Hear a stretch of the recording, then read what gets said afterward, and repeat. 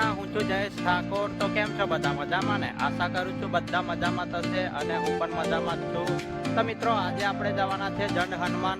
તો મિત્રો વિડીયોમાં અંત સુધી બન્યા રહેજો અને બ્લોગ પૂરો જોજો।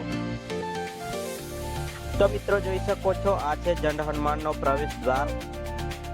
તો મિત્રો આ છે હનુમાન જયંતીનો બ્લોગ। તો મિત્રો જોઈ શકો છો અહીંનો નજારો કેટલો સરસ લાગી રહ્યો છે।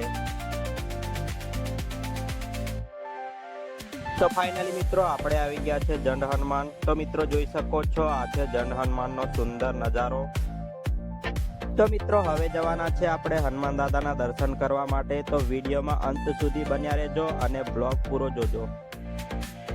તો મિત્રો જ્યારે તમે દાદાના દર્શન કરવા માટે જાઓ છો ત્યારે કંઈક આ ટાઈપની જૂની પ્રાચીન સમયની મૂર્તિઓ જોવા મળે છે। તો મિત્રો વિડીયોના માધ્યમથી જોઈ શકો છો આ છે ગણપતિ બાપાની સુંદર પ્રતિમા। તો મિત્રો જોઈ શકો છો વિડીયોના માધ્યમથી। તો ચલો મિત્રો સાથે મળીને દાદાના દર્શન કરીએ અને ધન્યતા અનુભવીએ। તો મિત્રો જોઈ શકો છો આ છે હનુમાન દાદાની સુંદર પ્રતિમા। તો મિત્રો વિડીયોના માધ્યમથી દર્શન કરી લેજો હનુમાન દાદાના। તો મિત્રો હનુમાન દાદાના દર્શન કરી લીધા મિત્રો। હવે જઈએ છીએ આપણે પાંડવોના સમયનું મંદિર છે ત્યાં જઈએ છીએ।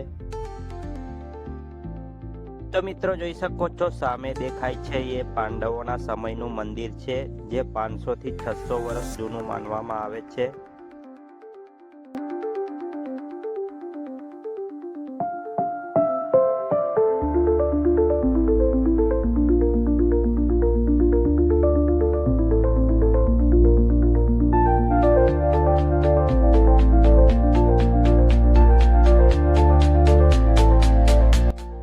તો મિત્રો જોઈ શકો છો આ છે પ્રાચીન સમયની જૂની વાવ। તો મિત્રો જોઈ શકો છો દ્રૌપદીને તરસ લાગતા અર્જુને બાણ મારીને આ પાણી કાઢ્યું હતું।